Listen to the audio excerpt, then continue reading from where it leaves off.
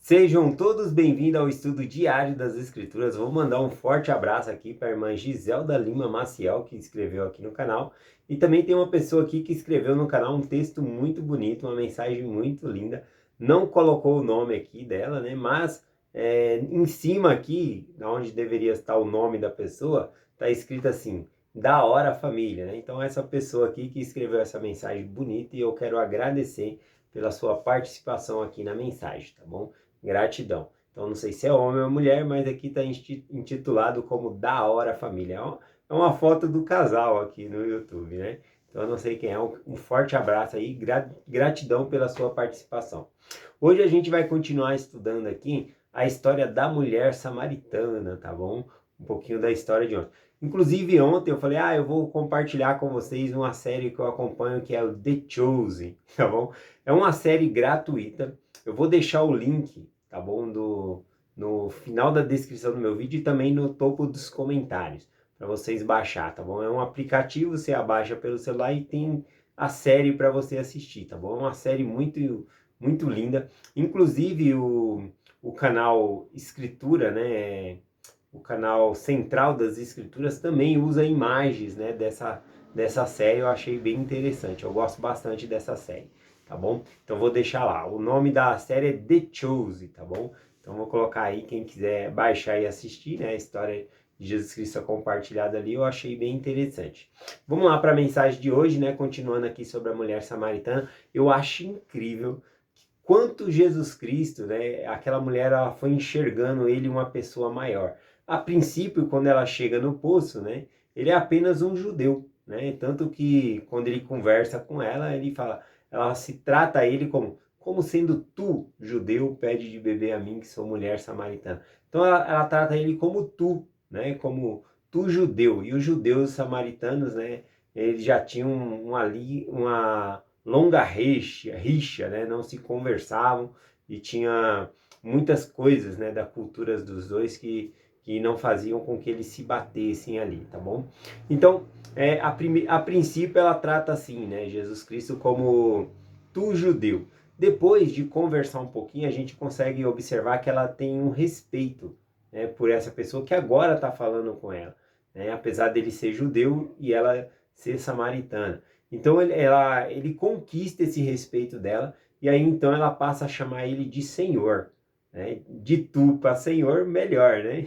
E depois, conversando um pouco mais, ela reconhece ele como um profeta. Olha só, né? Como Cristo foi crescendo na visão dela. Cristo sempre é grande, né? Mas na visão dela foi crescendo. Então era tu, Senhor, e depois profeta. E por último ali ela reconhece ele como Messias, como Salvador, né? Alcançando ali. E nós também, né? Ao compartilhar o Evangelho com as pessoas têm que reconhecer nós como filho de Deus e como membros da Igreja de Cristo também. Eu acho isso bem interessante também. Quando você está numa fila ali, a pessoa não sabe quem você é, de onde você veio, né? E ao conversarmos um pouquinho, é muito interessante a gente falar das nossas crenças, da religião que nós frequentamos, ensinar principalmente sobre Jesus Cristo. Esse é o foco sempre, né? Convidar as pessoas a conhecer a Cristo melhor, tá bom? E assim as pessoas vão nos conhecer de uma outra maneira. A princípio é só um desconhecido ali na fila, mas a partir que a gente conversa, também a gente vai crescendo, né, aos olhos da pessoa também, né? A pessoa vai enxergar princípios cristãos dentro de nós. Continuando aqui, né, eu vou começar aqui o versículo, João capítulo 4, versículo 27, né? Alguns comentários que eu não fiz ainda, né? Aqui diz assim, ó. E nisto vieram os seus discípulos e maravilhavam-se de que falava com uma mulher. Todavia nenhum deles disse, ou perguntas, o que falas com ela? Então a gente observa aqui a princípio que quando os apóstolos voltaram, Jesus Cristo estava falando, né, com a mulher samaritana. Mas nenhum deles fez uma pergunta para Jesus Cristo. Por que você está falando com essa mulher, né? Porque não era costume, né, de um homem ficar falando com uma mulher ali, principalmente sozinhos. Então, mas observe que eles não perguntam por quê? Porque eles conhecem o Mestre. Se eu estivesse lá, eu não perguntaria nada. Eu tenho total confiança em Jesus Cristo. tá bom? Então, por mais que ele pudesse estar sozinho com uma mulher conversando, eu jamais imaginaria alguma coisa errada ali, né? Então é interessante isso. Tem gente que não pode chegar um minuto atrasado aí do serviço, né? Que senão já tem um monte de interrogatório, coisa assim. Uma dica é nunca chegar no mesmo horário, né? Tô brincando, né? A dica que eu falo é não chegar sempre no mesmo horário, porque o dia que você chega 10 minutos atrasado já quer saber tudo, né? Onde você foi, mas é uma brincadeira aqui. Vamos continuar aqui. A parte principal aqui é a confiança que os apóstolos tinham no Mestre, né? Em Jesus Cristo. Por isso, nenhum deles, né? Perguntou a ele o que você estava falando, né? Com essa mulher. Então, a gente consegue perceber isso nessa escritura. Aqui no versículo 28 diz então que a mulher deixou o cântaro, né? E ela correu, né? Para ir buscar pessoas na cidade para ouvir Jesus Cristo, né? O versículo 28 diz assim, ó: E deixou, pois, a mulher o seu cântaro e foi à cidade e disse àqueles homens, né? E o que ela disse para os homens no versículo 29? Vinde e vede o homem que me disse tudo quanto tenho feito. Porventura não é este o Cristo? E saíram, pois, da cidade e foram ter com ele. Então, observação aqui, né? Que Jesus Cristo, ele conversou com essa mulher ali no poço de Jacó, conversando com ela, e em pouco tempo ali de conversa, ela se converteu, né? Ela deixa a velha religião que ela tinha para acreditar em Jesus Cristo. E ela sente uma, uma enorme alegria, né? De tal maneira que ela não consegue conter essa alegria dentro dela e ela tem que sair espalhando para todo mundo que ela encontrou o Messias, que ela encontrou o Cristo, né? O ungido do Senhor. Então ela sai compartilhando sobre isso. Interessante, né? Um contraste aqui de Jesus Cristo quando ele conversa com Nicodemos, né? E Nicodemos, ele fica preso à sua velha religião. Ele não quer deixar a velha religião para se unir aos discípulos de Jesus Cristo. Né? Vai ser uma conversão, acredito que vai ser demorada, né? Ele sempre vai ter essa raiz entre os fariseus lá, tá bom? Mas a mulher aqui, a gente observa que ela deixou tudo, né? Ela acreditou e foi buscar outras pessoas para acreditar aqui. Eu achei isso fantástico aqui nesse versículo. Bom, aqui, né, dizendo ela foi e começou a compartilhar o testemunho dela. Vinde e vede o homem que falou tudo quanto tenho feito. Porventura não é este o Cristo? Né? E começou a chamar as pessoas ali para ouvir, né, a palavra do Salvador. Versículo 31. E num inteirinho, ou seja, e nesse momento, enquanto ela estava indo buscar pessoas, né, os apóstolos, né, os discípulos lhe rogaram a Jesus, dizendo: Rabi, come. Porém ele disse: Uma comida tenho para comer, que vós não sabeis. E então os discípulos diziam uns aos outros: Trouxeram alguém porventura algo de comer? Jesus disse: A minha comida é a fazer a vontade daquele que me enviou e consumar sua obra. Né? Então aqui Jesus Cristo ele aproveita esse momento, né, para ensinar os seus discípulos. Então eles trouxeram comida e ofereceram comida para Jesus Cristo. Né? E aí Jesus Cristo falou: Uma comida tenho, né, na qual vocês não conhecem. Né? E aí eles falaram: Ué, será que alguém trouxe comida? Ele já tinha comida, ninguém falou nada. Né? E aí Jesus Cristo esclarece que a comida que ele come, né, que alimenta ele, que satisfaz ele, é fazer a vontade do Pai. E é verdade, né? Outros tipos de alimento vão nos trazer sustento, mas depois a energia vai embora, né? Esse alimento ele é consumido e a gente necessita de novo de comida. E aqui Cristo faz um contraste perfeito sobre o alimento que a gente vai satisfazer só na hora, mas depois a gente vai novamente necessitar ali. Né? Agora, Cristo não, a fazer a vontade do Pai é algo que traz total satisfação. Né? Eu achei bem interessante isso que Jesus Cristo faz.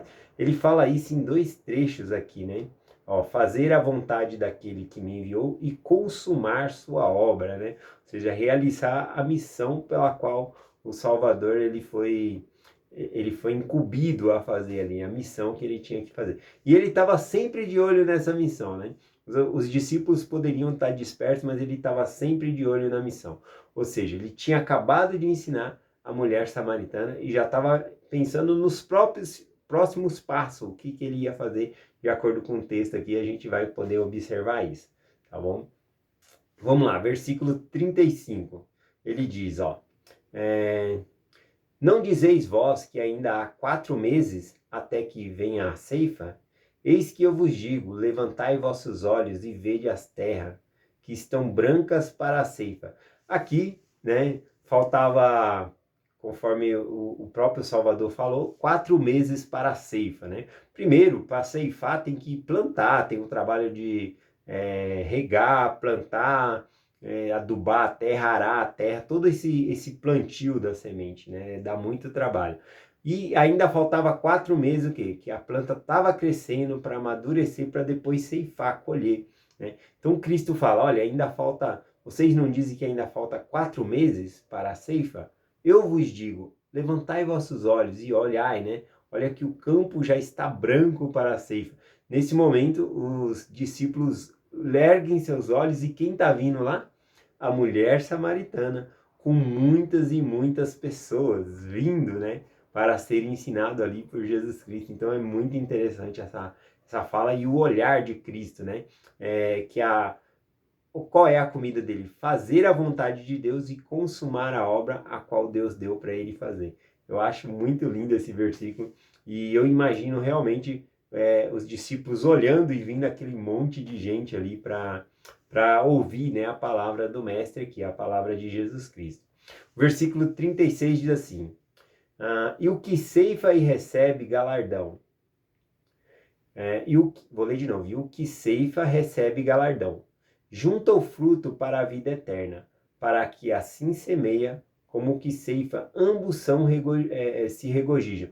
Bom, aqui ele fala que aquele que ceifa ganha o galardão, a recompensa daquele que está ceifando é colher o trigo, colher aquilo que foi plantado, né? O galardão, a recompensa é essa, né? Mas aqui Cristo ele fala outra coisa também.